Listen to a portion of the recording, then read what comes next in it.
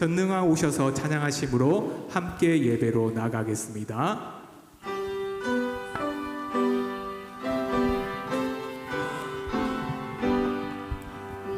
전능왕 오셔서 주 이름 찬송케 하옵소서. 영광과 권능의 성부여 오셔서 우리를 다스려 주옵소서. 전능왕 오셔서 주 이름 찬송케 하옵소서. 영광과 권능의 성부여 오셔서 우리를 다스려 주옵소서.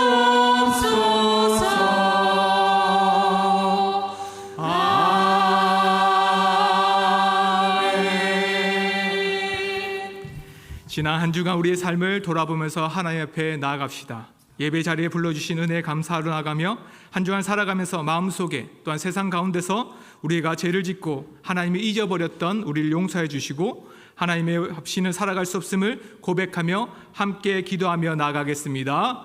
하나님 아버지, 돌아봐 주시옵소서. 우리 안에 하나님의 영을 부어주시옵소서. 주의 말씀으로 말미암아 채워주실 때에 우리 갖고 있는 죄악을 제하여 주시되 오직 예수 그리스도의 은혜를 가지고 나아갈 수 있도록 돌아봐 주시옵소서. 세상에 속하여 또 세상에 나아가며 아버지 하나님의 말씀을 복음을 전해야 될 자로 살지만 오직 주의 말씀을 뜻대로 살아가지 못하고 오직 말씀대로 살지 못했던 우리 용서해 주시옵소서. 우리의 연약함들을 기억하여 주셨고 오직 예수 그리스도의 그 보혈로 말미암아서 하나님의 은혜로 말미암아 돌아봐 주시옵소서. 주의 은혜로 말미암아 하나님께서 말씀하셨던 그 모든 것을 마음속에 새기게 하시되 오직 예수 그리스도를 말미암아 주셨던 그 구원을 바라보게 하여 주시옵소서. 우리의 부족함을 하나님께 내어놓고 나아갑니다. 이제는 하나님께서 주셨던 그 예수 그리스도의 보혈로 우리를 덧입혀 주시되 주의 말씀을 말미암아 살아갈 수 있도록 예배 가운데 불러주셨던 은혜를 말미암아 나아갈 수 있도록 돌아봐 주시옵소서. 오직 주의 안에 살아갈 수 있는 믿음의 백성이 되도록 돌아봐 주시고 함께하여 주시옵소서. 아버지,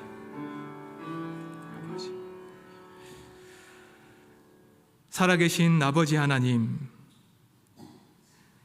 은혜의 시간 가운데 우리를 불러주신 것 감사드립니다. 오늘도 우리를 긍휼히 여겨 주시옵소서. 예수 그리스도의 옷을 입고 나아가오니 이 예배 자리로 나아갈 모든 자들에게 주의 보혈로 덮어 주시옵고 주의 성령의 충만함으로 입혀 주시옵소서. 오직 그리스도와 연합하여 새 사람을 입은 자로 예배하러 나아가기를 소망합니다.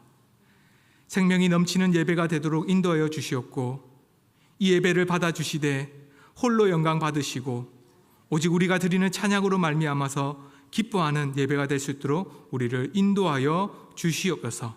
감사합니다. 예수님의 이름으로 기도드립니다. 아멘. 함께 신앙 고백하겠습니다. 나는 전능하신 아버지 하나님 천지의 창조주를 믿습니다. 나는 그의 유일하신 아들 우리 주 예수 그리스도를 믿습니다. 그는 성령으로 잉태되어 동정녀 마리아에서 나시고 본디오 빌라도에게 고난을 받아 십자가에 못 박혀 죽으시고 장사된 지 사흘 만에 죽은 자 가운데서 다시 살아나셨으며 하늘에 오르시어 전능하신 아버지 하나님 우편에 앉아 계시다가 거기로부터 살아있는 자와 죽은 자를 심판하러 오십니다. 나는 성령을 믿으며 거룩한 공교회와 성도의 교제와 죄를 용서받는 것과 몸의 부활과 영생을 믿습니다. 아멘.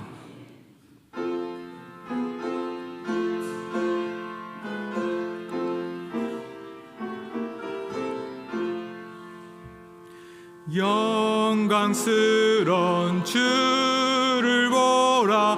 고난받은 그 모습 승리하고 오실 때에 만민 경배하리라. 왕의 왕이 되신 주께 면류관을 드리세.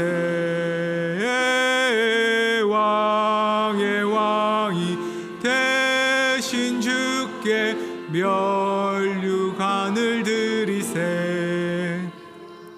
보좌 위 신주께 면류관을 드리세. 천군 천사 소리 높여 주를 찬송하도다.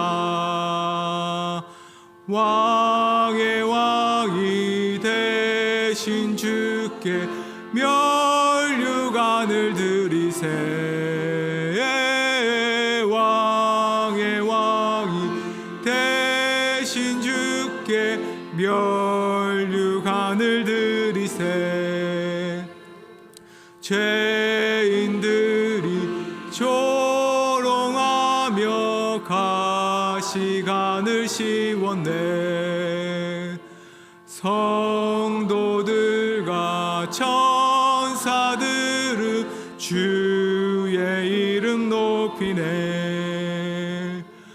왕의 왕이 되신 주께 면류관을 드리세.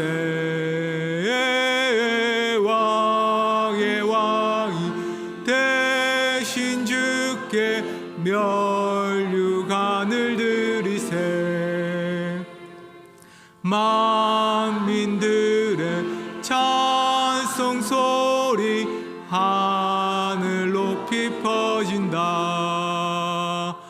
하늘 보자 바라보니 뒤 함량 없도다. 왕의 왕이 되신 주께 면류관을 드리세. 왕의 왕이 되신 주께 면류관을 드리세. 아멘.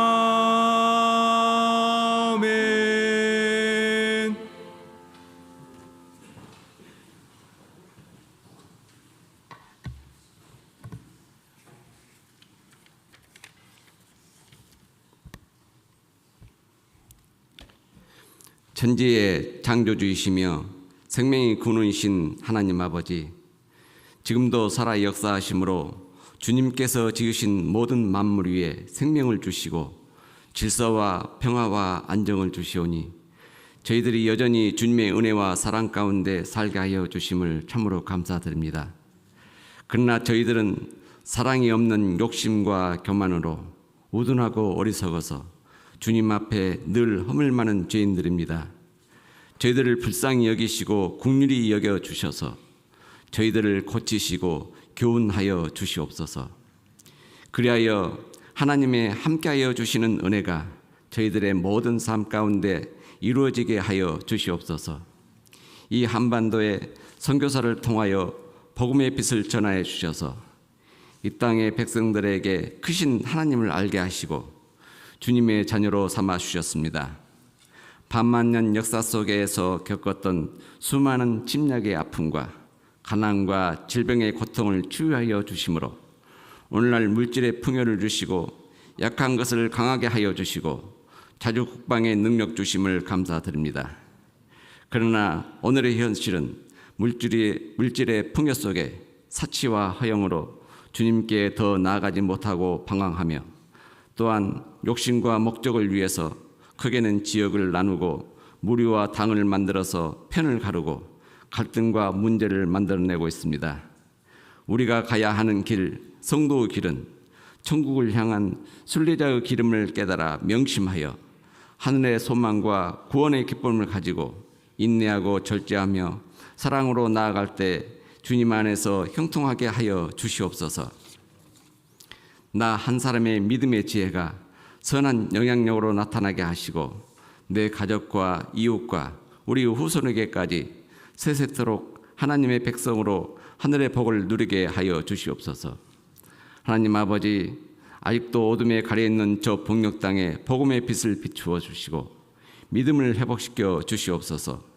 지금도 지구촌은 우크라이나, 이란 등에서 전쟁으로 어려운 상황을 겪고 있습니다.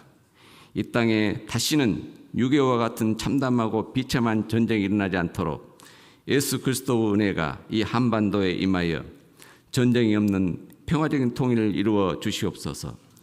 통일된 대한민국이 해외 선교에 더 많은 역할을 감당케 하시고 우리 주님 다시 오마 약속하셨으니 오시는 그날까지 복음을 전하며 예수님의 사랑을 증거하며 살아가는 하나님의 기쁨이 되는 백성 되게 하옵소서.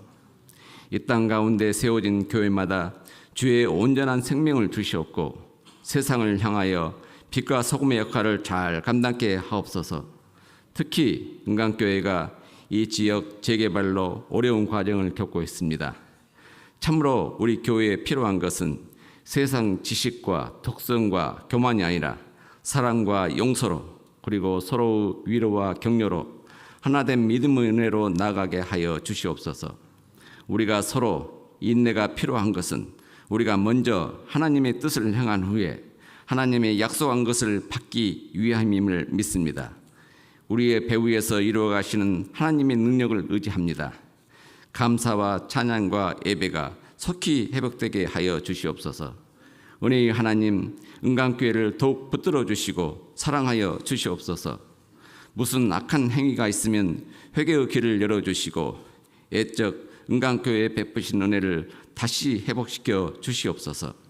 어떠한 시험에도 빠지지 않게 도우시고 어떠한 악한 세력으로부터도 은강교회를 굳건히 지켜 주시옵소서.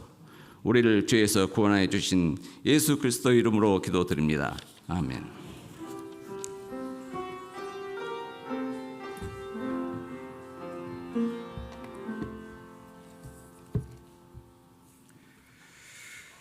오늘 우리에게 주시는 하나님의 말씀은 마태복음 27장 26절에서 37절까지 말씀입니다. 마태복음 27장 26절에서 37절까지 말씀, 하나님의 말씀을 들으십시오.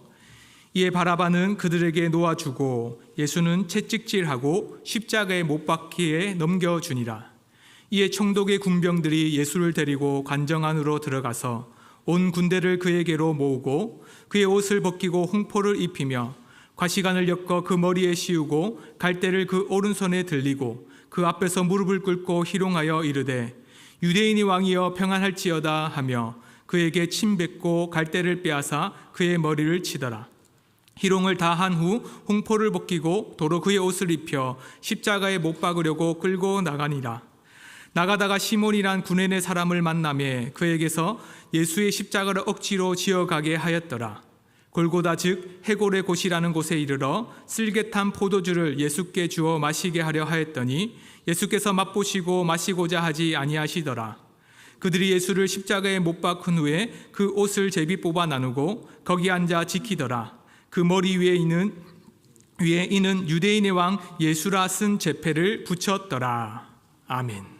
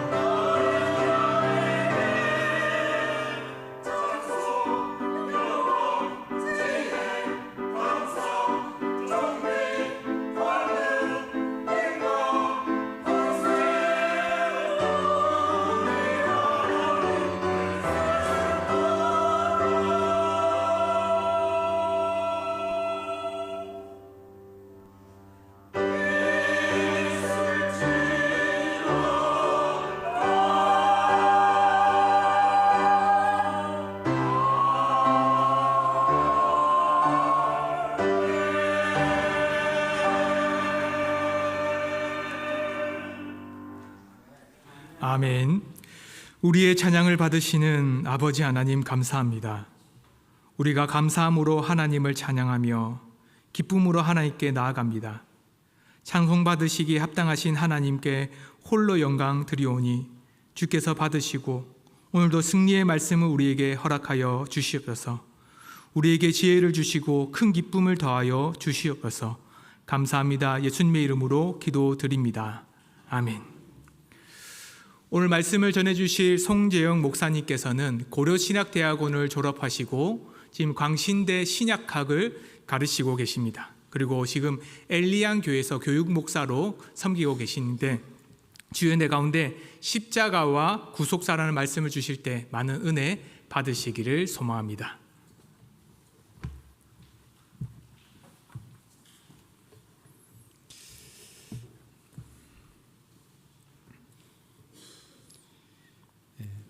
교회에 조금 아픔이 있으신 것 같아요. 보니까 그럴 때 기본으로 돌아가시는 게 중요합니다. 십자가로 돌아가시는 게 중요하다고 생각해요. 골고다 언덕으로 돌아가시는 게 중요하다고 생각합니다. 저는 모든 수업이나 첫 설교를 십자가로 합니다. 왜냐하면 십자가는 다 아는 것 같지만 사실 많은 부분을 놓치는 경우가 실제로 많아요. 그래서 제가 오늘은 다 알고 계시겠지만 십자가에 나타난 구속 역사에 하나님의 은혜가 많이 숨겨져 있습니다. 그것을 좀 함께 나누고자 합니다. 먼저 제가 조금만 높이겠습니다. 우리가 누가 예수님을 십자가에 못 박았는지를 한번 생각해 봤으면 좋겠습니다. 우리 신앙 고백에는요, 예수님께서 본디오 빌라도에게 고난을 받으셔서 십자가에 죽으셨다 이렇게 얘기하고 있지만 사실은 빌라도는 예수님을 죽이는 도구가 되었고 사실 법적인 사형 판결은 대제사장 가야바가 했죠. 그런데 왜 대제사장 가야바가 자기 손에서 예수님을 죽이지 않고 빌라도에게 데리고 갔느냐를 지금 생각해 보시기를 원합니다. 이 질문과 더불어서 하나 더 생각하실 것은요, 설교는 그냥 위로받고 앉아서 마음 편하게 좋은 소리 듣는 게 아니고 덕담을 듣는 게 아니고 하나님의 말씀의 깊은 곳으로 내려가서 그 말씀에 내 몸을 적시는 거예요. 또 하나님 말씀의 높은 하늘 보좌로 우리가 들려서 그 기쁨을 맛보는 거거든요. 그래서 생각하시고 묵상하시면서 예배에 함께 하셔야 됩니다. 예수님이 우리를 위해서 죽어주신 것을 속량 대신 죽으셨다고 하잖아요. 그러니까 내 대신 예수님이 죽으신 거예요. 다 아시죠? 그러면 법적으로 내가 죄값을 지불을 해야 돼요. 그런데 하나님께서 우리를 사랑해서 예수님을 보내셨단 말이에요. 그러면 예수님이 대신 죽어주시되 어떻게 죽던 상관은 없지 않을까요? 죽기만 죽으면 되죠. 내 대신. 그런데 왜 꼭 십자가이어야만 할까요? 조금 전에 했던 질문, 왜 가야바는 빌라도에게 예수님을 끌고 가서 십자가로 죽게 했을까요? 많은 분들이 이렇게 얘기합니다. 유대인들에게는 사형 권한이 없다. 성경도 그렇게 말하고 있어요. 그러나 그건 표면적인 거예요. 실제로는 유대인들이 죽일 수 있었습니다. 예를 들어보면요, 가늠하다 잡힌 여인들을 어떡하죠? 데리고 와서 돌로 칠까요? 상관없었어요. 돌로 쳐 죽일 수 있었습니다. 스데반이 하나님을 모독한다고 설교를 하니까 어떻게 했습니까? 유대인들이 그를 그 자리에서 돌로 쳐서 죽였습니다.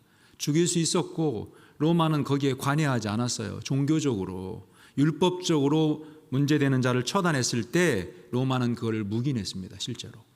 그러면 왜 굳이 예수님을 십자가에 달리도록 집중하셔야 됩니다. 수업하다 보니 버릇이 자꾸 나와서 습관적으로 딴 생각하거나 조시는 분들이 계세요. 실제 교회 가보면 많이 계시는데 절대로 은혜 받지 못합니다. 습관적으로 죽으시면 안 돼요. 자, 다시 좀 이어서 해보겠습니다. 예. 그래서 왜 빌라도에게 데려가느냐? 유대법으로 만약에 처단을 했으면 어떻게 죽였을까요? 돌로 던져 죽였죠. 돌로 던져 죽이는 이유는 더러운 죄인하고 접촉하지 않겠다는 의미가 가장 큰 거예요.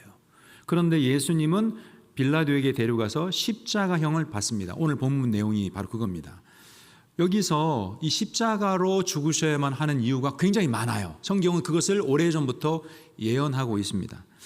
먼저 이 십자가에 달린 것은 이 나무에 달린다라는 그 말씀, 그리고 나무에 달린 자가 저주를 받았다라는 신명기 21장 22, 23절의 말씀을 성취하기 위한 것입니다. 그런데 중요한 것은요, 나무에 달린 자가 왜 저주를 받죠?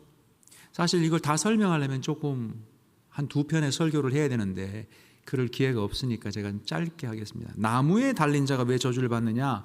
오늘 본문은 한 곳만 읽었지만 요한복음도 같이 읽었어야 되고 몇 곳을 더 읽어야 되는데 시간상 한 곳만 읽었습니다. 요한복음 12장 32절에 보면 이런 말씀을 하세요. 내가 땅에서 들리면 모든 사람을 내게로 이끌겠다. 그런데 성경은 땅에서 들린다, 이것이 어떻게 죽으실 것을 예수님이 알리시는 거다, 이렇게 말해요. 자, 땅에서 들렸다, 이거는 십자가를 말하는 겁니다. 그런데 이 말을 들은 유대인들이 그걸 어떻게 이해했는 줄 아세요? 네가 메시아면서 땅에서 들린다고? 땅에서 들린다는 건 땅에서 끊어지는 건데, 끊쳐지는 건데, 이렇게 이해를 합니다. 즉 땅에서 들려, 나무에 달려서 들린 자가 저주를 받았다는 뜻은 땅에서 끊어졌다는 뜻이에요. 왜 그런지를 이해하셔야 돼요. 이해하지 못하면 그냥 맹목적으로 믿는 거예요. 그건 신앙이 아니에요. 그건 신앙이 아니에요. 그 이유를 지식을 쌓는 게 아니라 성경적인 하나님을 알아가는, 왜 그렇게 하셨는지를 알아가는 게 믿음의 기초예요. 그것을 알기 위해서는 간략하게 이 땅에 대한 이야기를 좀 하고 넘어가겠습니다. 아담의 고향은 어디죠? 제가 수업 시간에 물어보면 거의 맞추질 못합니다. 에덴이라면 질문하지 않겠죠. 아담은 에덴 밖에서 만들어져서 에덴으로 이끌어 드립니다. 그것은 부동산이기 때문에 에덴 동산의 소유권이, 에덴이 고향이 아니니까요, 아담에게 없음을 보여주고 이 땅을 주기 위해서, 땅은 안 움직이니까 사람을 불러들인 거예요. 나중에 아브라함의 경우도 가나안 땅 사람이 아니죠. 소유권이 없어요. 가나안 땅 밖에 있는 사람을 불러들이죠. 그 땅을 준다는 의미입니다. 이 회복이에요.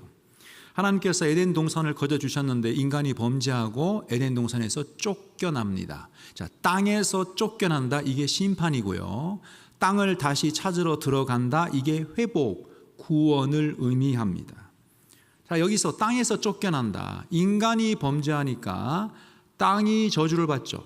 그래서 엉겅퀴와 가시가 없었는데 땅이 부정하고 더럽게 됩니다. 그래서 이 더러운 땅과 관련된 것을 보여주기 위해서 성경의 구약 율법에는 먹는 음식과 먹지 못하는 부정한 음식이 구분되어 있어요. 가장 중요한 것 중에 하나가 굽이 있는 겁니다. 굽이 있는 것이 왜 정결한 짐승이고 먹을 수 있느냐? 간단합니다. 땅이 더럽기 때문에 땅에 접촉하지 않고 신발을 신는 동물은 깨끗한 동물로 취급합니다. 아셨죠? 반대로 원래 뱀은 걸어 다녔을 거예요. 그런데 인간을 타락시킨 죄책으로 뱀이 저주를 받아서 어떻게 땅을 온몸으로 기어다니게 됩니다. 그것은 이 부정하고 저주받은 땅과 접촉함으로 자기의 더러움과 그 땅의 저주를 온몸으로 받고 있음을 보여줍니다. 이게 기본 개념이에요. 땅에 많이 접촉할수록 부정하고 땅으로부터 분리될수록 부정하지 않습니다. 따라오셔야 돼요. A 지점에서 B 지점으로 갈 때 신발을 신고 가든지 아니면 기어가면 부정하고 신발을 안 신으려면 어떻게? 점핑해서 가면 돼요. 뛰어가면 돼요. 그래서 뛰는 동물들, 뛰는 곤충은 깨끗합니다. 메뚜기는 깨끗한 짐승이에요. 깨끗한 곤충이에요. 그래서 세례 요한이 메뚜기와 석청을 먹었습니다. 자, 이 세상은 더럽습니다. 더러운데 이 세상은 더러운데 하나님이 원래 임재하셨던 에덴 동산은 거룩했죠. 거기서 쫓겨난 거예요. 세상은 더러워요. 그러나 다시 하나님의 백성을 불러들이셔서 하나님이 임재하시는 곳으로 회복된 당신의 백성을 부르실 때 그곳은 거룩한 땅, 거룩한 하나님의 전, 하나님의 임재의 장소라고 말합니다. 그래서 모세가 호렙산에서 하나님을 만날 때 어떻게 하죠? 신을 벗으라. 거기는 흙이 없었을까요? 먼지가 없었을까요? 그게 아니에요. 여전히 더럽고 흙과 먼지가 있었지만 그 땅은 하나님이 임재하시기 때문에 거룩한 땅입니다. 그래서 그곳에는 신발을 신지 않는 거예요. 이 하나님의 임재의 장소를 그대로 옮겨 놓은 거 설명하려면 길지만 제가 오늘 축약해서 얘기합니다. 에덴 동산을 그대로 옮겨 놓은 게 하나님의 거룩한 성전이에요.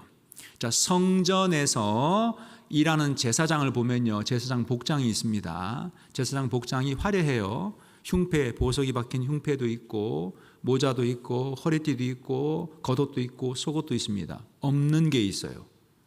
이게 이상하게 빠졌어요. 뭐가 없냐면 신발이 없습니다. 성전 내부에는 대리석으로 깔아서 흙이 없어서 그런 게 아니에요. 흙이 여전히 있고 더럽지만 그것은 하나님의 임재의 장소이기 때문에 신발을 신지 않는 겁니다. 이게 가장 중요합니다. 성전만이 거룩한 것이 아니라 사실은 이스라엘 땅 전체가 하나님의 백성이 하나님과 함께 거하는 하나님의 거룩한 땅이에요. 약속의 땅이에요. 그렇기 때문에 성경에서는 이 거룩한 땅에 부정하고 더러운 자가 있을 때는 어떻게 했느냐? 쫓아냅니다. 이게 기본 생각이에요. 이걸 이해하셔야 돼요. 그래서 나 환자라 이렇게 부정한 병 자체가 더러운 것은 아니지만 성경의 상징이죠. 이렇게 죄를 상징하는 병이 걸렸을 때는 어떻게 하느냐? 하나님의 백성과 함께 거할 수 없고 진에서 쫓아냅니다. 회복이 되면 다시 들어오죠. 어떤 죄를 진 사람이 있으면 어떻게 하느냐? 진 밖으로 가서 돌로 쳐 죽입니다. 그래서 하나님의 땅에 더러운 자가 발을 붙이지 못하고 쫓아내는 것이 기본 개념이에요. 그런데 이게 사실 어려운 일이에요. 왜?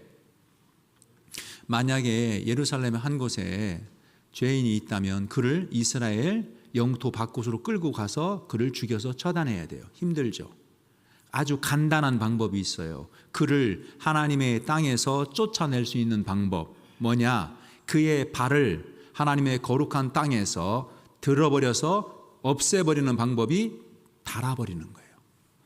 이해가 되십니까? 그의 발을 들어서, 그게 상징적인 의미가 있어요. 너의 발은 더럽고 부정하기 때문에 이 거룩한 하나님의 임재의 땅에 발 붙일 수 없어. 마치 비자를 받지 않는 그런 사람들을 미국 땅에서 쫓아내잖아요. 너 나가라. 네 발을 이 땅에 둘 수가 없다.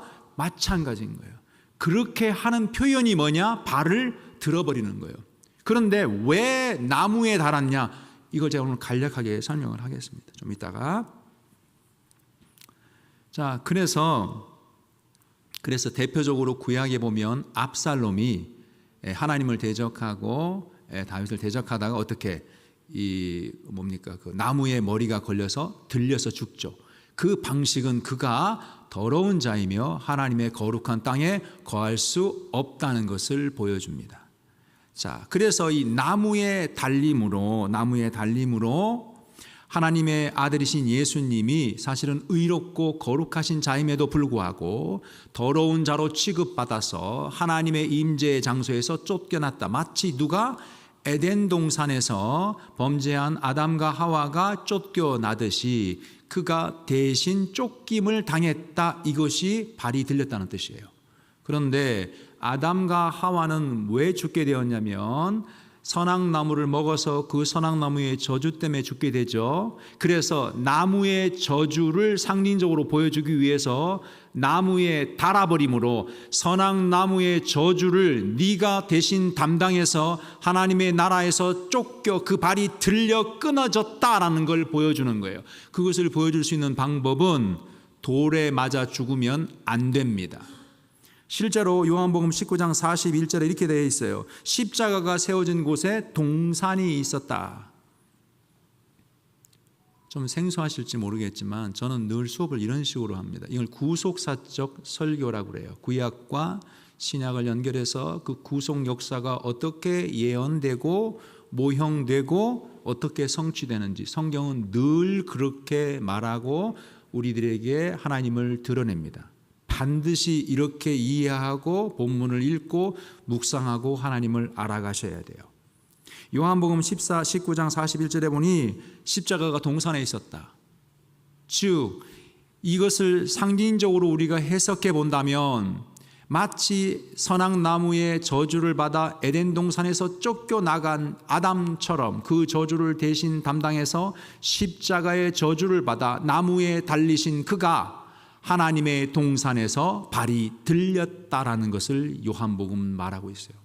실제로 예수님을 요한복음은 뭐라고 부르냐면 예수님을 요한복음에서는 누구라고 부르냐면 막달라 마리아가 부활하신 예수님을 찾아가서 동산지기인 줄 알죠? 착각한 게 아닙니다. 성경은 일부러 그렇게 표현하고 있는 거예요.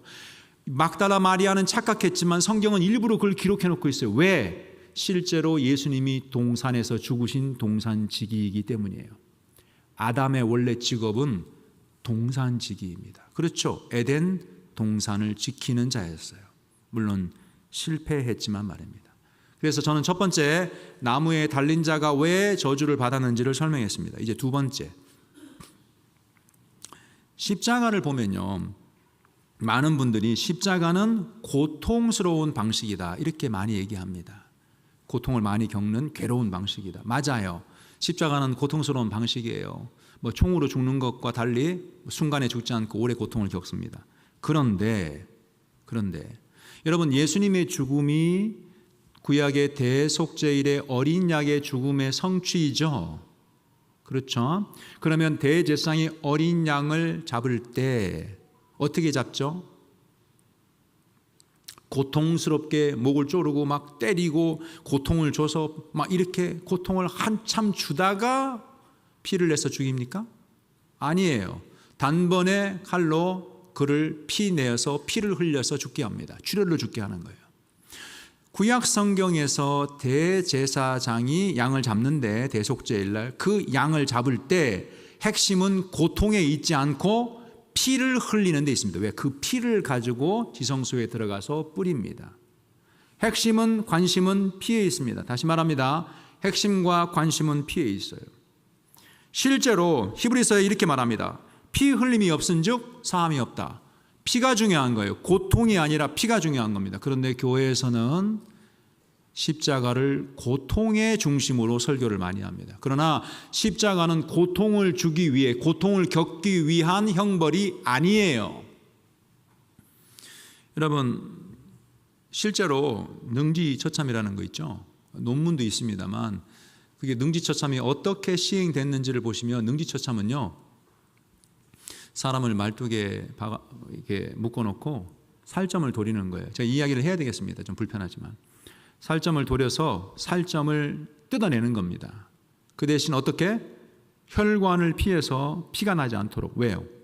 오래 고통을 주기 위해서. 10번이고 20번이고 100번이고 얼굴이든 볼이든 허벅지든 팔뚝이든 종아리든 엉덩이든 가슴이든 옆구리든 살을 뜯어내는 거예요. 이거 설명하려면 좀 길겠지만 원래 역사 속에서 단두대는 사형당하는 사람의 편의를 위해서 한 겁니다. 원래 도끼로 찍을 때 한 번에 안 죽어서 여러 번 내려쳤어요. 그것을 빨리 끝내기 위해서 단두대를 만든 겁니다. 이 능지처참은 굉장히 의도가 고통을 주기 위한 겁니다. 그래서 돈을 받고 만약에 한 100번 포를 떠야 되는데 10번 뜨고 죽이면 그럼 대신 죽어야 되는 거예요. 고통을 많이 줘야 됩니다. 두 번째, 실제로 중세에 있었던 말뚝형이라는 게 있어요. 제가 설명을 해야 되겠습니다. 비교를 하기 위해서. 사람을 뉘어놓고 엉덩이에다가 말뚝을 박는 겁니다. 해머로. 꼬치구이를 하는 거예요. 오뎅 꼬치 구이듯이. 그때 말뚝 앞을 날카롭게 하지 않습니다. 왜? 고통을 주고 빨리 죽지 않도록. 그래서 나무에 달아놓습니다. 자, 여러분이 만약에 십자가를 대신 지어야 된다면 능지처참으로 죽으시겠습니까? 말뚝형으로 죽으시겠습니까? 십자가로 죽으시겠습니까? 십자가가 진짜 제일 고통스러운 걸까요? 여기 지금 제가 더 얘기할 수 있어요. 십자가가 고통스럽지만 제가 고통스럽지 않다는 거 아닙니다. 십자가가 가장 고통스럽지 않아요. 오히려 십자가는 오히려 말뚝형이나 능지처참에 비하면 조금 더 나아 보여요. 그러면 왜 십자가였는지를 설명해야 됩니다. 먼저 아까 얘기했죠. 예수님은 법적으로 대제사장이 사형 판결을 내렸습니다. 왕이 누군가를 죽이라 하고 명령하면 망나니가 죽입니다. 역사는 망나니가 죽였다고 기록하지 않고 왕이 죽였다고 기록합니다. 자, 누가 예수님을 죽였느냐? 빌라도가 죽인 게 아니고 가야바 대제사장이 죽였습니다. 법적으로 빌라도가 죽이면 구원이 안 돼요. 왜? 예수님은 어린 양이기 때문에 대제사장이 죽여야 됩니다. 그래서 가야바가 사형을 판결해야 돼요. 그것을 어떻게? 망나니인 빌라도의 손에 의해서 처단을 합니다. 물론 빌라도는 군병에 의해서 시행하죠. 그 군병이 누군지는 중요하잖아요. 십자가 형태라는 방식을 왜 하나님께서 채택하셨는지가 중요한 겁니다. 자, 십자가에 대해서 조금 설명하는데, 그것을 설명하려면 먼저 좀 출애굽기 3장에 있는 호렙산에서 모세가 하나님을 만난 장면을 잠깐 보셔야 됩니다. 여러분, 가시가 뭔지 아세요? 가시? 성경에서 가시는 원래 세상에 없던 거죠. 인간이 범죄함으로 엉겅퀴와 가시가 납니다. 그래서 가시는 한마디로 저주의 결과예요. 가시에 찔렸다라는 말은 저주에 찔렸다라는 것을 말합니다. 쉽죠? 잘 이걸 꼭 이해하셔야 됩니다. 성경의 이야기는 계속 누적해서 지식을 아는 사람에게만 이해하고 계시가 열립니다. 기억하십시오. 그래서 이 가시라는 것은 하나님의 저주, 심판을 의미하는데, 이스라엘 백성을 출애굽시킬 때 하나님께서 호렙산에서 모세에게 나타나십니다. 그때 어떻게 나타나시냐면 굉장히 이상하게 나타나요. 어떻게 나타나시냐면 100m, 200m짜리 백향목, 200m짜리 백향목의 번개로 팍 임하셔서 백향목이 불이 났는데 타지 않는 멋진 방식으로 임하지 않고 덤불, 이게 잡목과 같은 겁니다. 2, 3m짜리 그냥 나무 같지도 않은 그런 잡목에 하나님이 임하셨는데, 그 나무가 특히 가시떨기였다는 거예요. 떨기라는 건 가시덩굴이에요. 쉽게 말하면 옛날 전 시골에서 태어났는데요, 시골에 살았는데 탱자나무 덩굴처럼, 탱자나무 이렇게 덩굴이 있는 것처럼 그 덩굴 가운데 하나님이 임재하셨다는 거예요. 여러분, 굉장히 중요합니다. 이상하죠? 지금 나는 전능의 하나님이라 내 백성을 고통받는 애굽에서 건져내어 내 땅에서 나를 경배하도록 할 구원자 하나님이다 했는데, 그 모습이 너무 초라해요. 아니, 가시 덤불에 여기에 나타나신 하나님이 과연 우리 백성을 구원할 수 있을까? 여러분이 모세라면 그런 생각을 안 하시겠어요? 더더욱이 왜 가시입니까? 하나님께서 거기에 임하셨을 때, 불꽃 가운데 임하셨을 때 무엇을 보여주고자 했을까요? 가시가 많이 있으니까, 한두 개가 아니고 덤불이니까 그 가시를 다 피해가지고 하나님이 임하셨을까요? 그렇지 않죠. 하나님이 가시 덤불에 임했다는 게 무엇을 말하는 거냐? 가시에 찔리고 계셨다라는 것을 보여주는 거예요. 나무 가운데, 어떤 나무? 가시나무 가운데 하나님이 찔리심으로, 그런 하나님으로 나타나심으로 내가 가시에 찔리고 있는데 그것은 저주를 받는 겁니다. 이 방식으로 내 백성을 구원할 거다. 굉장히 이상한 방식이에요. 그런데 놀랍게도 이 방식이 정확하게 예수님에게 성취가 됩니다. 살펴보겠습니다. 먼저 예수님 십자가를 집행할 때 어떻게 하느냐? 옷을 다 벗깁니다. 지금 우리가 성화에 옷을 입고 있고 이게 팬티처럼 이렇게 뭘 두르고 있는 건 다 거짓이에요. 다 벗깁니다. 수치를 주기 위해서. 그리고 나서 이렇게 말뚝에 묶어서 채찍으로 내려칩니다. 채찍에 끈이 여러 개 있고 거기에 쇠로 된 가시가 박혀 있습니다. 그래서 이 가시가 채찍에 휘두를 때 수십 개가 몸에 박혔다가 빠짐으로 상처를 주죠. 이때 대부분이 죽습니다. 상당수가. 왜 죽는 줄 아세요? 출혈로 죽는 겁니다. 그래서 이 채찍형은 무엇을 주기 위한 거냐면, 가시를 박아서 거기서부터 살집을 뜯어내서 피를 흘리게 만드는 겁니다. 다음 단계로 넘어갑니다. 예수님 여기서 죽지 않으셨어요. 그 다음에 어떻게 되느냐? 머리에 가시관을 씁니다. 왜 가시관을 쓰는지 기억하셔야 돼요. 예수님께서 가시관을 쓰시고, 이 가시는 장미가시와 같은 게 아니라 탱자나무 가시처럼 굵고 긴 것입니다. 모처럼. 이것을 씌우고 나서 거기에 갈대로 내려칩니다. 이게 무엇을 말하느냐? 이미 머리에 가시로 못 박았다는 걸 의미하는 거예요. 이미 예수님의 머리, 제가 시간이 많이 없어서 제가 빨리 진행하겠습니다. 예수님께서 채찍에 맞을 때 묶어놓으니까 어떻게 옴짝달싹을 못하지만 머리는 이렇게 피할 수 있겠죠. 얼굴은 뭐 본능적으로 피했을 거예요. 그래서 얼굴은 좀 덜 맞았을지도 모릅니다. 그러나 예수님의 머리에 가시를 갈대로 내려침으로, 못 박음으로 얼굴에서 피가 흐르죠. 눈과 얼굴이,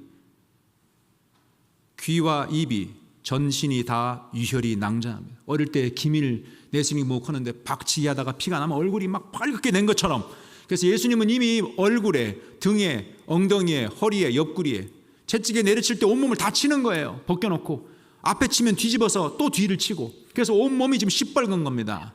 그 상태로 예수님이 십자가에 달립니다. 이미 달리실 때 예수님은 이미 푸죽간의 고깃덩어리처럼 시뻘건 피의 범벅이 된 형태로 걸립니다.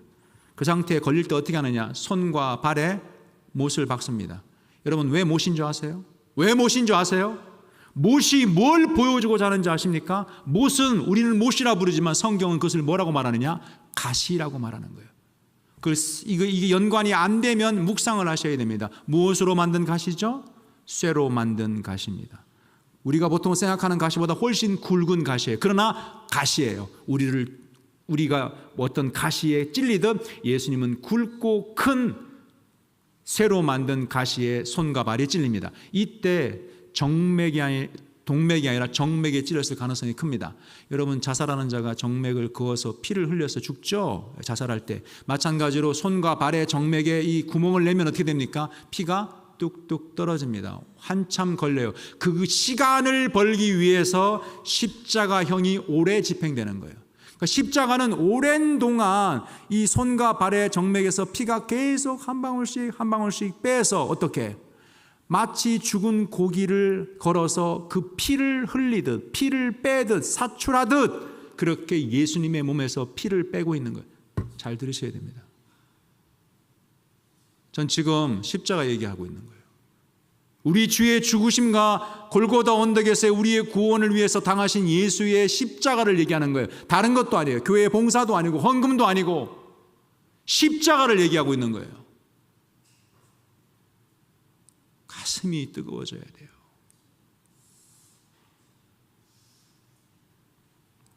이 시대를 공격하고 있는 사단 중에 가장 효과적인 사단은 예배당에서 설교 시간에 졸음을 주는 겁니다. 실제적으로 많아요. 한국교회에. 수업 시간에도 많고. 복음이 증거될 때 학생들도, 교인들도, 목사들도 말씀에 관심이 없습니다. 그게 이 시대예요.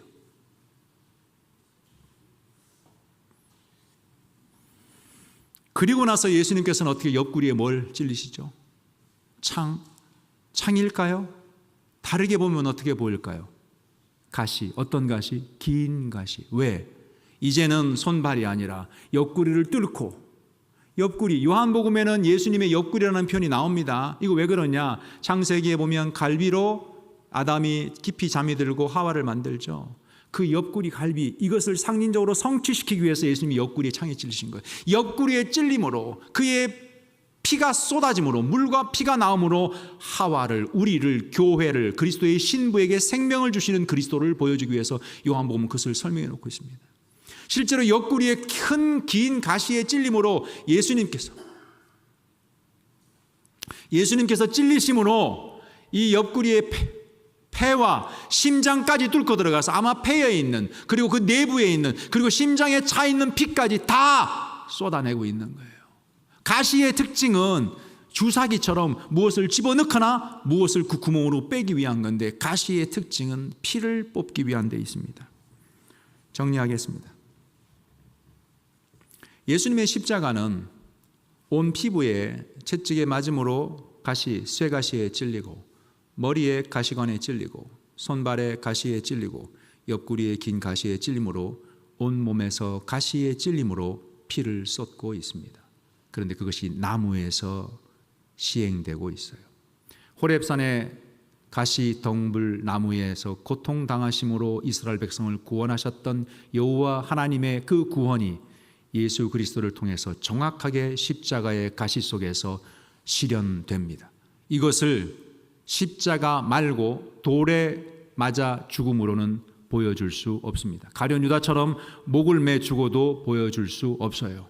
불에 타 죽어도 보여줄 수 없습니다. 오직 십자가만이 이것을 완벽하게 보여줄 수 있어요. 그래서 하나님께서는 빌라도에게 가야바가 이스라엘 백성이 빌라도에게 예수님을 넘겨주고 그 당시 로마 정권에서 시행했던 극악무도한 사형법인 십자가를 통해서 굳이 예수님이 피를 온몸에서 쏟아 죽게 하는 형벌을 담당하도록 구속 역사를 진행하셨다는 것을 기억하셔야 됩니다.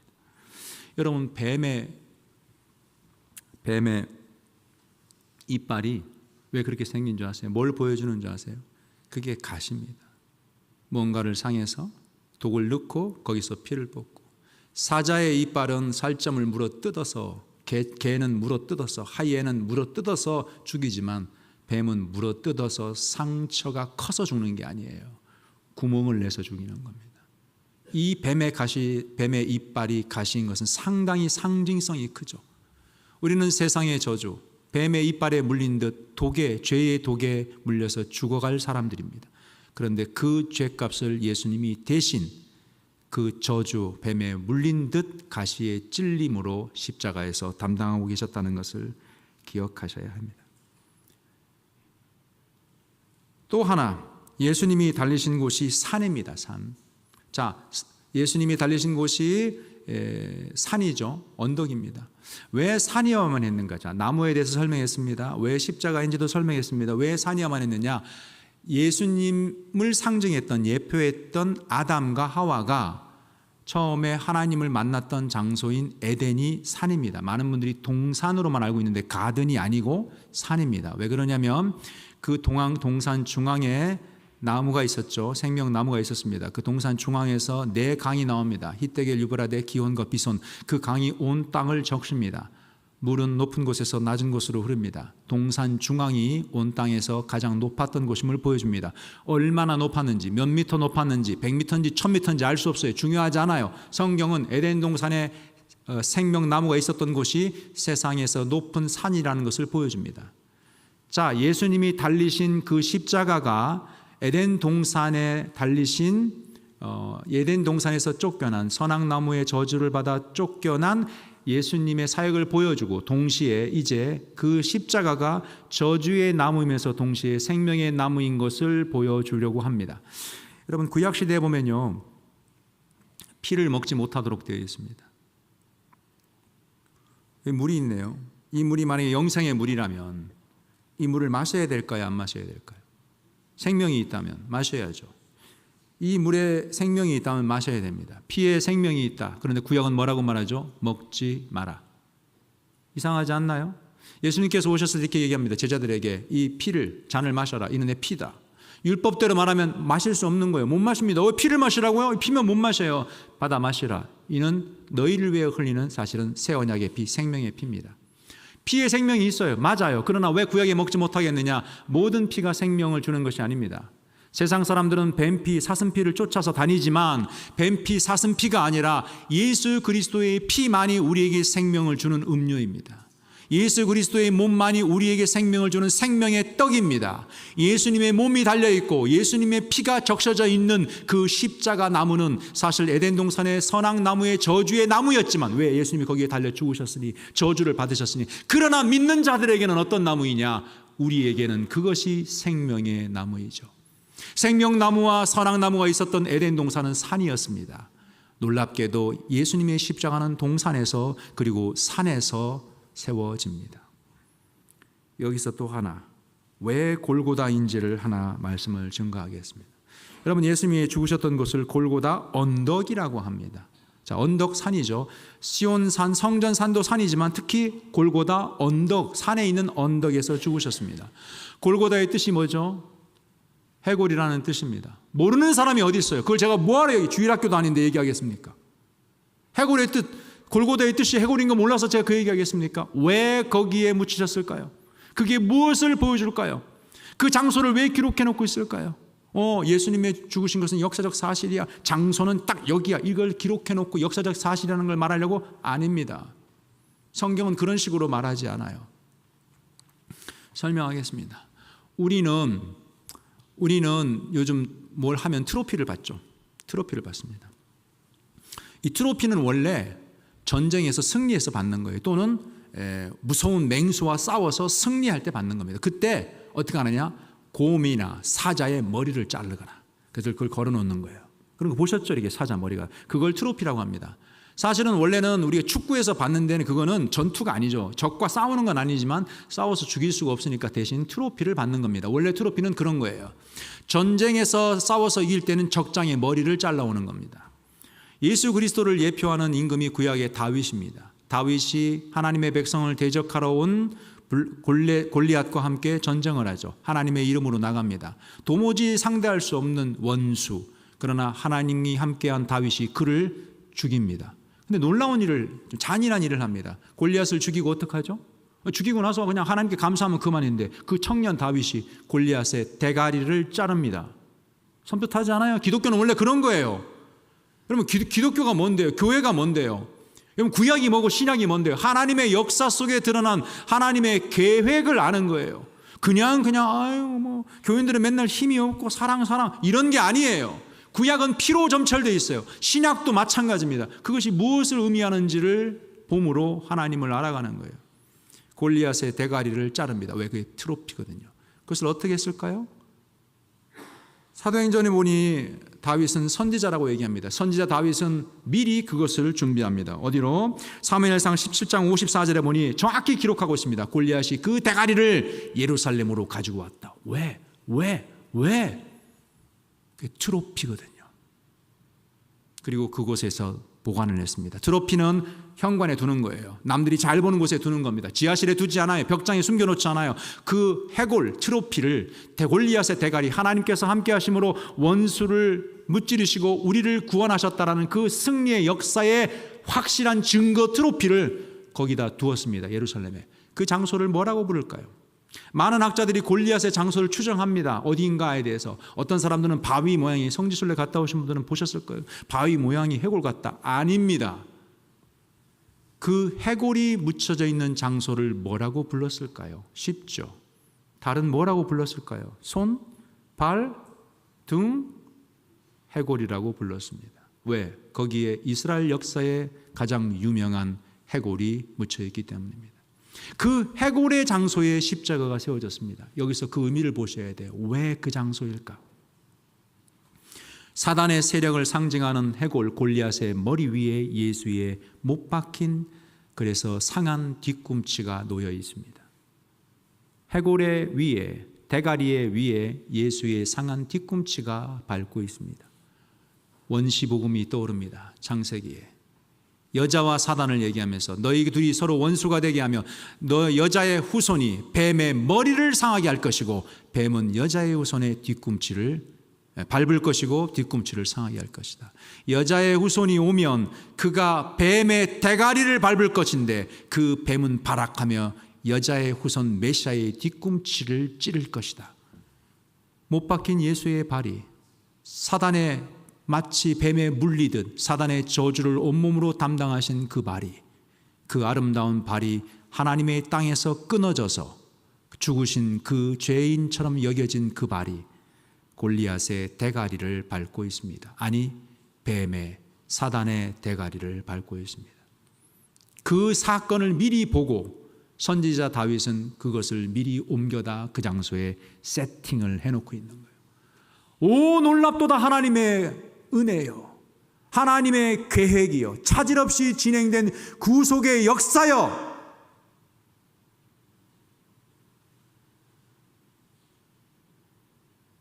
다윗은 1000년 전에 다윗의 이름으로 오실 메시아가 다윗이 골리앗의 대가리를 처단했듯 그가 인류를 위해 사단의 머리를 밟으실 것을 미리 골고다에 해골을 갖다 놓음으로 준비했습니다. 그리고 그 모습을 예수님의 십자가는 보여줍니다. 사랑하는 성도 여러분, 예수님이 돌에 맞아 죽으셨다면 이 모든 것을 보여줄 수 있을까요? 십자가는 역사 속에서 인간이 만들어낸 사형법 중에서 사람의 몸에 있는 피를 가장 효율적으로, 가장 잔인하게, 그리고 가장 많이 철저하게 손과 발과 머리와 피부와 속까지 있는 피를 모조리 뽑아내도록 고안된 역사 속에서 가장 효과적인 사형법입니다. 십자가가 유일해요. 그래서 십자가로 죽으신 것입니다.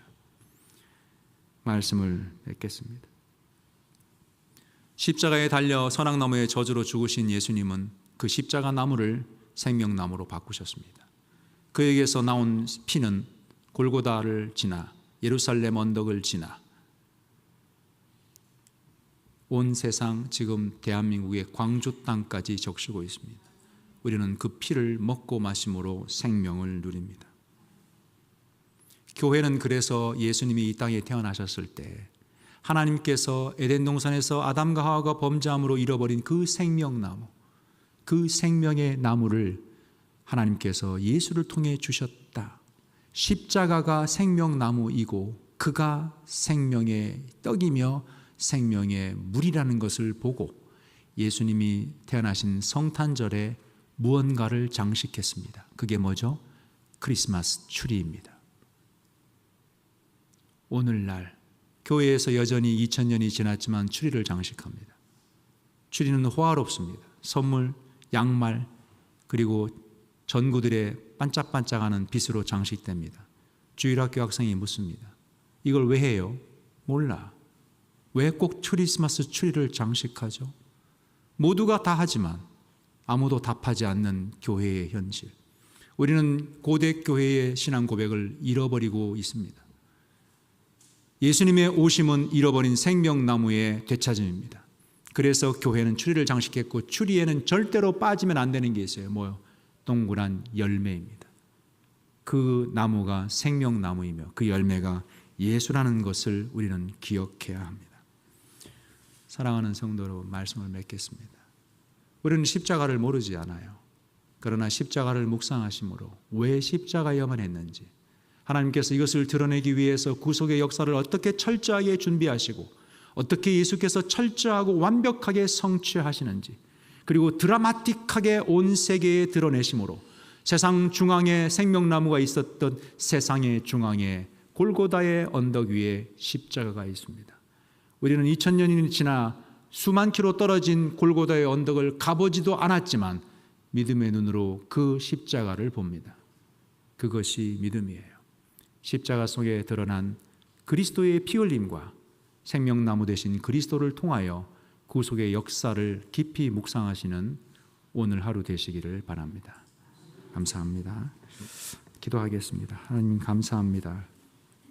무지한 종이, 입술이 부정한 종이 하나님의 역사를, 하나님의 말씀을 대언했습니다. 십자가에 드러난 하나님의 구원의 놀라운 계획과 하나님의 은혜를 깊이 묵상하는 하루가 되게 하여 주옵소서. 생명나무 되시며 생명의 열매와 생명의 물이 되신 예수님의 이름으로 기도드리옵나이다.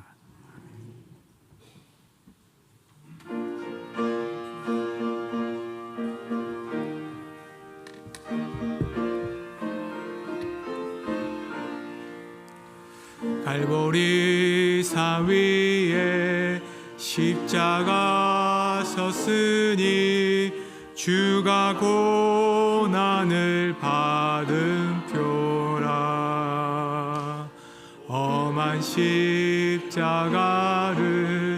내가 사랑함을 주가 보혈을 흘림이라.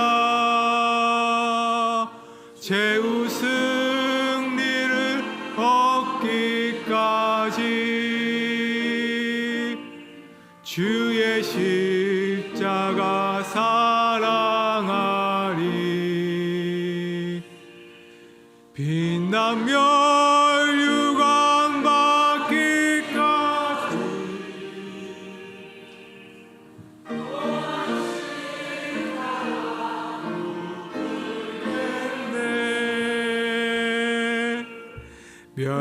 멸시천대 받은 주의 십자가에 나의 마음이 끌리도다. 귀한 어린 양이 세상 죄를 지고 험한 십자가 지셨도다. 최후 승리를 얻기까지 주의 십자가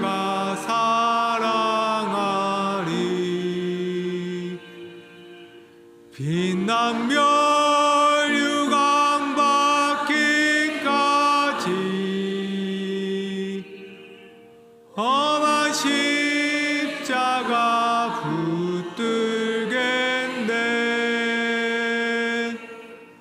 험한 십자가에 주가 흘린 피를 믿는 마음으로 바라보니 나를 용서하고 내 죄 사하시려 주가 흘리신 보혈이라. 죄의 승리를 얻기까지 주의 십자가 사랑하리.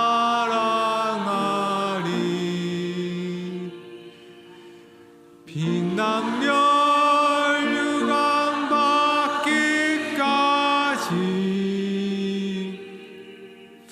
험한 십자가 붙들겠네. 주님 예비하신 나의 본향집에 나를 부르신 그날에는 영광 중에 계신 우리 주와 함께 내가 죽도록 충성하리. 죄의 승리를 얻기까지 주의 십자가 사랑하리. 빛나며 유감 받기까지 험한 십자가 붙들겠네.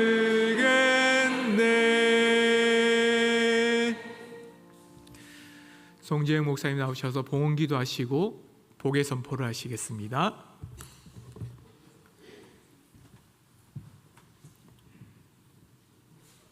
하나님 감사합니다. 만물이 주의 것입니다. 우리가 무엇을 주께 드려 주를 부욕케 할 수 있겠나이까? 주께서 무엇이 부족하여 우리의 헌물을 기다리시겠나이까? 모든 것이 주께로부터 왔는데 주님께서 주신 것 중에 일부를 다시 주께 돌려드립니다. 이 예물을 통하여, 이 제물을 통하여 오직 주의 영광만이 드러나게 하여 주옵소서. 주의 놀라운 사랑의 사역, 구원의 사역, 복음 선포의 사역에 우리가 물질로 동참할 수 있는 기회를 주시니 감사합니다. 우리를 복주사 자원하는 마음과 아끼지 않는, 인색하지 않는 마음을 더하셔서 다음번에는 더 많은 예물로 섬길 수 있도록 허락하여 주옵소서. 감사를 드리며 예수님의 이름으로 기도합니다. 아멘. 예수님께서 승천하실 때 손을 들고 승천하십니다. 하늘 지성소의 대제사장으로서 복을 주시면서 승천하시고 지금도 손을 들고 계십니다. 그 손을 제가 대신 들고 예수님을 통한 삼위 하나님의 복을 대신 선언합니다. 주 예수 그리스도의 은혜와 하나님 아버지의 사랑과 성령님의 교통이 영원토록 여기 무리에게 있노라. 아멘.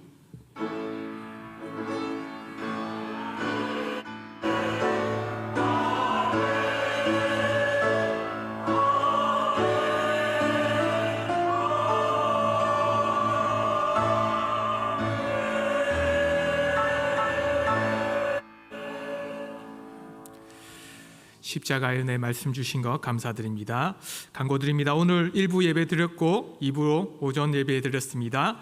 3월 8일 날 공동회에 결정한 것이 있습니다. 결정에 조은식 변호사님을 선임 계약을 했습니다. 우리 결정한 데에서 내용을 보고 드리오니 받으시기 바랍니다.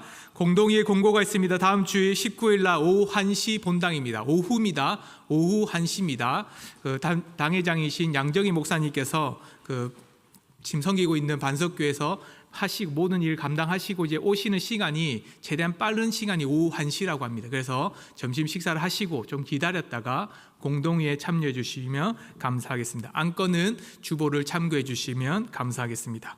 제134회 전라노회가 있습니다. 내일 13일 오전 10시에 강주 은성교회에서 있습니다. 우리 재개발 건축과 대책을 위한 모금 계좌가 있습니다. 함께 힘써서 하나님 일들을 감당해 주시길 바랍니다. 14일 제공은 양육숙 집사님 범사에 감사하면서 주시는 은혜 가운데 맛있게 드시기를 소망합니다. 우리 김봉래 지사님 가정에서 떡을 준비했습니다. 나가실 때 받아가시기를 바랍니다. 교회 청소는 4월달 119여기 수고해 주시기를 바랍니다. 우리 다 같이 일어나셔서 하나님의 복 가운데 축복합니다. 찬양함으로 함께 나아가겠습니다.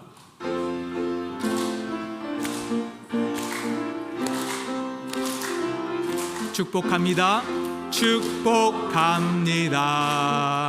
주님의 이름으로 축복합니다. 주님의 사랑으로 이곳에 모인 주의 거룩한 자녀에게 주님의 기쁨과 주님의 사랑이 충만하게 넘치기를 축복하고 사랑합니다. God bless you. God